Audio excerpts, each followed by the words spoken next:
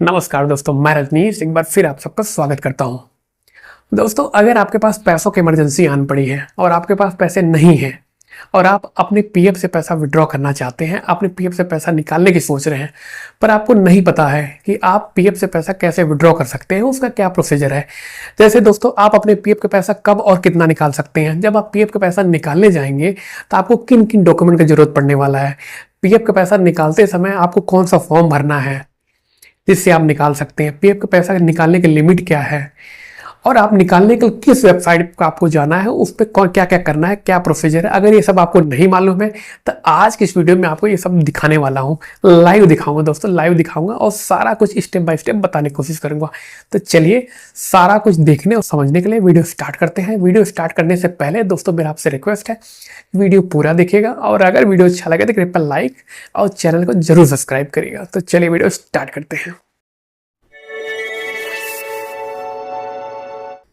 दोस्तों, अब यहां से मैं स्टेप बाय स्टेप आपके सारे सवालों के जवाब देने की कोशिश करूंगा। बस आपसे रिक्वेस्ट इतना है कि वीडियो बनी रहेगा। तो दोस्तों, जो हम लोगों का सबसे पहला सवाल है वो है कि हम अपने पीएफ का पैसा कब और कितना विड्रॉ कर सकते हैं, उसमें क्या लिमिट होता है, क्या कैपिंग होता है। तो दोस्तों 6 तरीका है जिनसे आप अपने पीएफ के पैसे को विड्रॉ कर सकते हैं। अगर आपको जरूरत लगता है तो 6 जरूरतों पे आप अपने पीएफ के पैसे को विड्रॉ कर सकते हैं। पहला दोस्तों क्या है, बीमारी में आप विड्रॉ कर सकते हैं। दूसरा, घर खरीदने में कर सकते हैं। तीसरा, होम रिनोवेशन में कर सकते हैं। शादी में कर सकते हैं। और अगर आप होम लोन का पार्ट पेमेंट करना चाहते हैं तो कर सकते हैं। ये 5 तरीका है और इन 5 तरीकों में दोस्तों कैपिंग भी है, मैं आपको आगे बताता हूं। और छठा तरीका दोस्तों क्या है, 2016 में पीएफ के नियमों में बदलाव करा गया था जिससे एक नियम और जोड़ा गया, एक जरूरत आपका और जोड़ा गया 6 जरूरतों में। तो वो जरूरत क्या है दोस्तों, अगर आपका जॉब चला जाता है, आपकी नौकरी चली जाती है, तो नौकरी जाने पे अगर 1 महीना तक आपकी नौकरी नहीं लगती है तो आप अपने पीएफ का लगभग 75% विड्रॉ कर सकते हैं। अगर आपका नौकरी दूसरे महीने में नहीं लगता है तो आप अपने पीएफ का जो रेस्ट 25% बचा है वो भी विड्रॉ कर सकते हैं। उसके बाद जो दोस्तों मैंने 5 तरीका बताया, 5 जरूरत बताया आपका, उन जरूरत में कैपिंग है। आप पूरे अपने पीएफ का पैसा विड्रॉ नहीं कर सकते हैं, कैपिंग लगी हुई है। दोस्तों अगर आप बीमार हो गए, आपकी बीमारी विड्रॉ करना चाहते हैं तो सैलरी का लगभग 6 टाइम आप अपने पीएफ विड्रॉ कर सकते हैं। उसके बाद दोस्तों घर खरीदने में दोस्तों आप पीएफ का 90% विड्रॉ कर सकते हैं। होम रिनोवेशन में दोस्तों सैलरी का 12 टाइम विड्रॉ कर सकते हैं। उसके बाद शादी में दोस्तों आप जो पीएफ है उसका 50% विड्रॉ कर सकते हैं। और जो होम लोन पार्ट पेमेंट है उसमें आप पीएफ का लगभग 90% विड्रॉ कर सकते हैं। तो ये दोस्तों हो गया कि आप आपके 6 तरीका, 6 जरूरतों में अपने पीएफ का कितना कितना पैसा विड्रॉ कर सकते हैं। उसके बाद दोस्तों आता है डॉक्यूमेंटेशन। आप अगर पीएफ का पैसा विड्रॉ करना चाहते हैं तो आपको क्या क्या डॉक्यूमेंट चाहिए होगा। तो बहुत सारा डॉक्यूमेंट नहीं चाहिए, बेसिक सा 3 डॉक्यूमेंट आपको चाहिए। पहला पैन कार्ड, दूसरा आधार, तीसरा आपका चेकबुक या पासबुक की फोटोकॉपी मतलब फोटो चाहिए होगा। ये हो गया दोस्तों डॉक्यूमेंट। उसके बाद दोस्तों अगर बात करें फॉर्म की, तो दोस्तों जब आप फॉर्म पीएफ विड्रॉ करने जाते हैं तो आपको 4 प्रकार का फॉर्म भरना पड़ता है या अलग अलग 4 प्रकार के फॉर्म दिखाई पड़ते हैं ऑनलाइन जब आप प्रोसेस करते हैं पीएफ विड्रॉ के लिए। तो चारों फॉर्म दोस्तों अलग अलग होते हैं, मैं आपको बताता हूँ। जैसे होता है दोस्तों फॉर्म 31, फॉर्म 19, उसके बाद फॉर्म 10C, 10D। ये चारों अलग अलग फॉर्म है और अलग अलग तरह के पीएफ विड्रॉ करने में जरूरत पड़ता है, भरना पड़ता है। पहला जैसे दोस्तों होता है फॉर्म 31। तो फॉर्म 31 जब आप पार्शियल पेमेंट निकालते हैं पीएफ से ड्यूरिंग जॉब, जब दोस्तों आप पेमेंट निकालते हैं पीएफ से विड्रॉ करना चाहते हैं तो फॉर्म 31 आपको फिल करना पड़ता है। ये पार्शियल पेमेंट के लिए 31 होता है। उसके बाद दोस्तों आता है फॉर्म 19। तो फॉर्म 19 दोस्तों होता है जब आप आफ्टर जॉब, नौकरी छोड़ने के बाद जब आप पीएफ विड्रॉ करने जाते हैं, फुल पेमेंट विड्रॉ करते हैं, तो उसमें दोस्तों फॉर्म 19 आपको फिल करना पड़ता है। उसके बाद दोस्तों आता है फॉर्म 10C जब आप पीएफ का पेंशन विड्रॉ करते हैं तो फॉर्म 10C आप फिल करते हैं। उसके बाद दोस्तों होता है form 10D।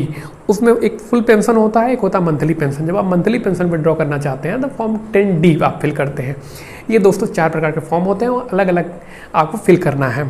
After job form 19 है और ड्यूरिंग जॉब जब आप पार्शियल पेमेंट निकालते हैं तो उसमें आप फॉर्म 31 फिल करते हैं। उसके बाद दोस्तों पीएफ विड्रॉ करते समय कुछ नियम शर्तें इनके और हैं।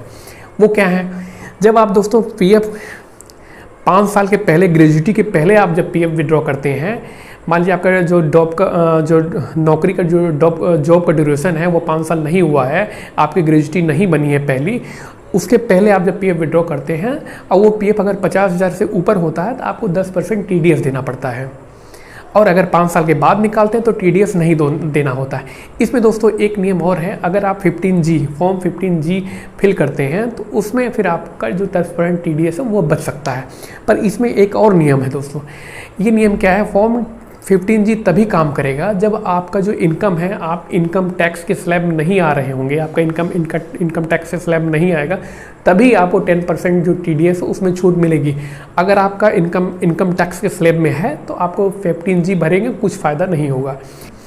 दोस्तों ये कुछ वो सवाल थे जो मुझे लगा कि आपके मन में आ सकता है, आपके दिमाग में आ सकता है, आपको जानने की ज़रूरत है, वो मैंने बताने की कोशिश करा है। अब इसके बाद दोस्तों मैं आपको सारा कुछ लाइव दिखाऊंगा, ऑनलाइन प्रोसेस कैसे आप करके विड्रॉ कर सकते हैं, कहाँ कैसे होगा, सारा कुछ मैं आपको लाइव दिखाऊंगा। तो लाइव दिखाने के लिए अब मैं आपको ले चलना चाहता हूँ अपने लैपटॉप पर। तो चलिए लैपटॉप पर चलते हैं। दोस्तों अब मैं आ गया हूँ अपने लैपटॉप पे। अब यहाँ से हम लोग चलते हैं ब्राउजर में। चलिए ओपन करते हैं ब्राउजर। ये ब्राउजर, इसको करते हैं ओपन। ये दोस्तों ब्राउजर ओपन हो गया है। अब दोस्तों आपका कोई भी ब्राउजर होगा उसके सर्च बार में आपको बहुत लंबी चौड़ी वेबसाइट टाइप करने की जरूरत नहीं है। आपको सिर्फ 4 वर्ड लिखना है, EPFO, यही 4 वर्ड लिखना है ब्राउजर में। लिखने के बाद आपको सर्च करना है। तो चलिए कर देते हैं सर्च। जैसे दोस्तों आप सर्च करते हैं कुछ इस तरह का इंटरफेस ओपन होता है। अब यहाँ पे आपको स्क्रॉल करके नीचे नहीं जाना है, सिंपल जो पहला ही आपको दिख रहा है वेबसाइट, एम्प्लॉय प्रोविडेंट फंड, इसी वेबसाइट पे आपको जाना है और यही करना है क्लिक। तो चलिए करते हैं इस पे क्लिक। जैसे दोस्तों आप क्लिक करते हैं कुछ इस तरह का इंटरफेस ओपन होता है। अब ये दोस्तों जो पीएफ का मेन पेज है वो है, तो यहाँ पे आप क्लिक करके लैंड कर जाते हैं। अब उसके बाद दोस्तों आपको कंफ्यूज नहीं होना है, सिंपल यहाँ अगर आप राइट साइड देख रहे हैं तो यहाँ देखिए लिखा है online claim member account transfer. तो online claim member account transfer पे आपको करना है क्लिक। तो चलिए करते क्लिक। ये क्लिक कर दिया। जैसे दोस्तों आप क्लिक करते हैं, क्लिक करने के बाद कुछ इस तरह का इंटरफेस ओपन होता है। अब यहाँ पे देखिए कि अलर्ट है साइबर फ्रॉड से रिलेटेड, तो आप पढ़ सकते हैं। मैंने पढ़ लिया। अब इसको करते हैं ओके। ठीक है, पढ़ लिया। तो दोस्तों क्लिक करने के बाद कुछ इस तरह का इंटरफेस ओपन होता है और यहाँ पे अगर आप इसके राइट साइड में देख रहे हो तो यहाँ लिखा है यूएन पासवर्ड कैप्चा। तो यहाँ पे आपका यूएन नंबर टाइप करना है, उसके बाद पासवर्ड और कैप्चा। तो मैं करता हूँ यूएन नंबर टाइप। ये दोस्तों मैंने यूएन टाइप कर दिया है और पासवर्ड डाल दिया। उसके बाद इसमें एंटर करता हूँ कैप्चा। अब दोस्तों इसमें मैंने यूएन पासवर्ड और कैप्चा एंटर कर दिया है। कैप्चा बिल्कुल सही होना चाहिए, अगर सही नहीं होगा तो ओटीपी नहीं आएगा। तो करते हैं हम लोग साइन इन पे क्लिक। ये कर दिया साइन इन पे क्लिक। दोस्तों जैसे साइन इन पे क्लिक करते हैं आप, आपके रजिस्टर्ड मोबाइल नंबर पे जो आपके यूएन से रजिस्टर्ड होता है उस पर एक ओटीपी आता है, तो वो ओटीपी यहाँ पे एंटर करना है।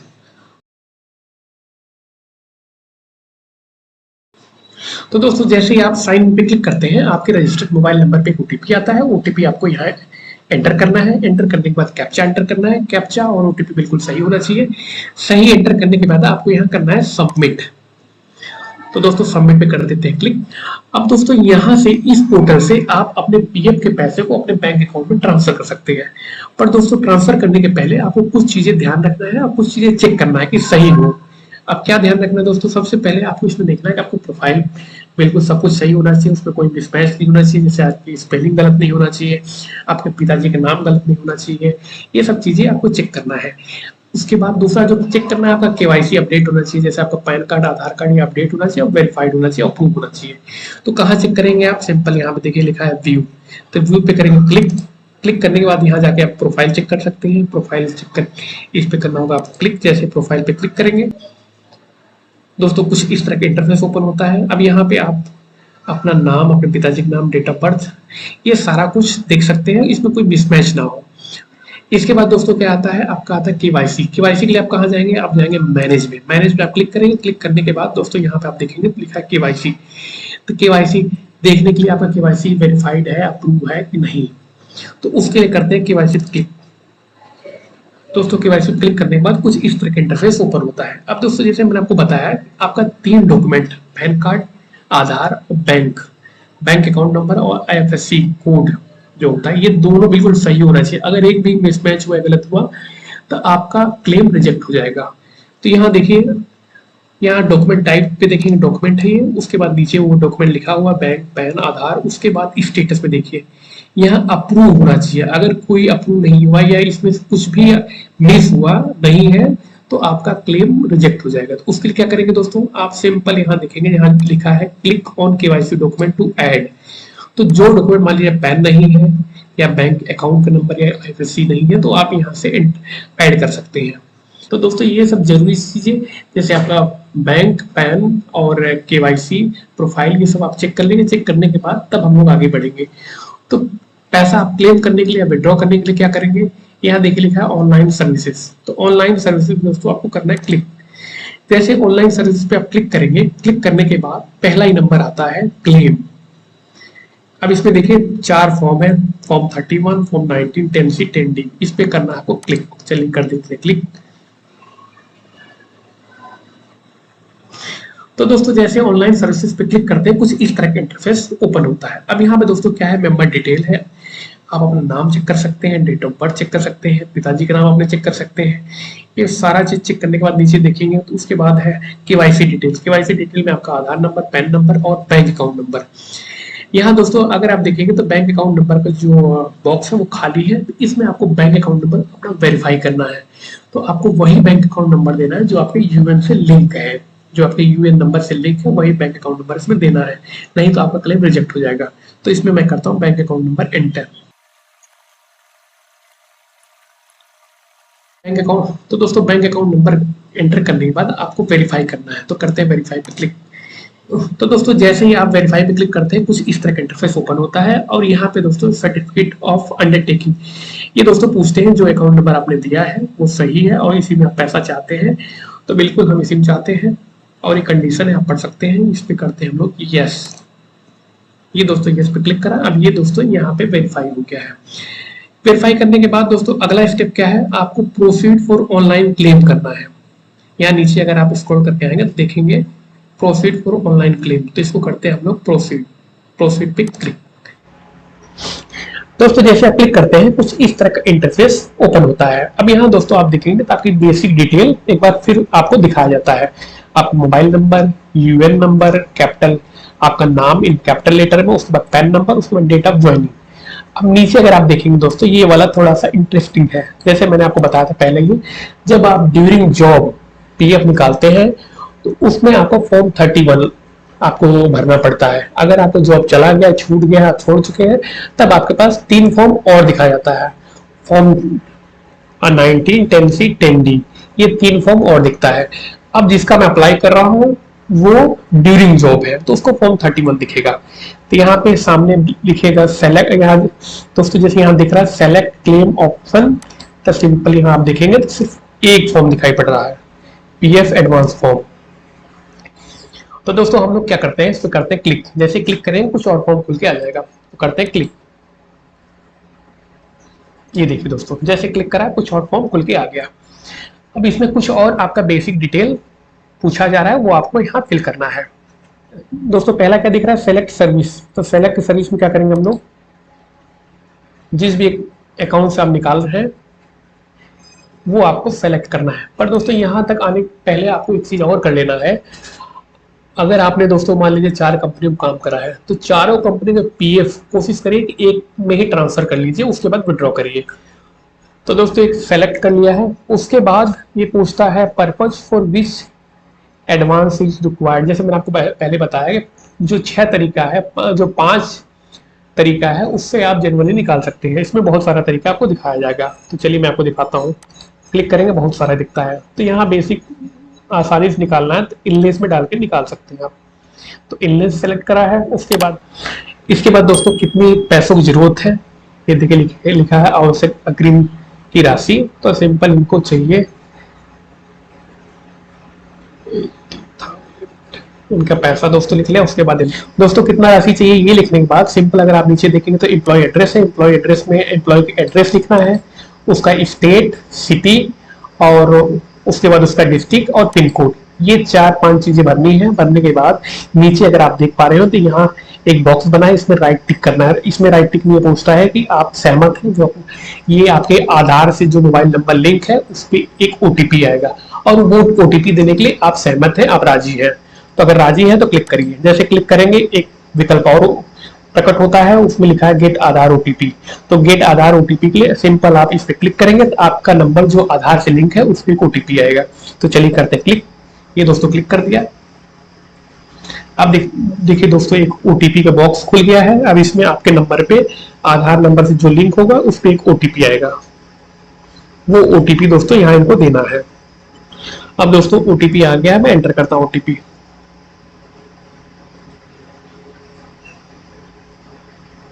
ये दोस्तों OTP एंटर कर दिया। OTP एंटर करने के बाद यहाँ नीचे लिखा है validate OTP and submit claim form, इस पे करना होगा आपको क्लिक। चलिए करते हैं क्लिक। ये दोस्तों क्लिक कर दिया। अब यहाँ देख लेंगे, क्लिक करने के बाद online claim request is submitted at a portal. ये दोस्तों ऑनलाइन क्लेम सबमिट हो रहा है। तो इस तरह दोस्तों बड़े आसानी से आप अपना पीएफ का जो क्लेम है ऑनलाइन वो सबमिट कर सकते हैं। सबमिट करने के बाद दोस्तों एक और आएगा, आप सॉफ्ट कॉपी चाहें तो डाउनलोड करके रख सकते हैं। अभी मैं दिखाता हूँ। तो दोस्तों जैसे क्लिक करते हैं, क्लिक करने के बाद अगर आप देखेंगे तो अब ऑन जैसे क्लिक करा, क्लिक दोस्तों क्लिक करा, क्लिक करने के बाद आप देखेंगे दोस्तों तो फॉर्म सबमिट हो गया है।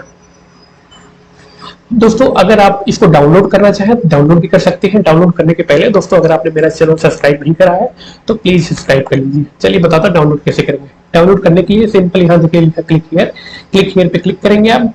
क्लिक करने के बाद आप PDF कॉपी इसको डाउनलोड कर सकते हैं। चलिए मैं दिखाता हूँ। क्लिक करिए, क्लिक करेंगे, ये PDF कॉपी डाउनलोड हो गया।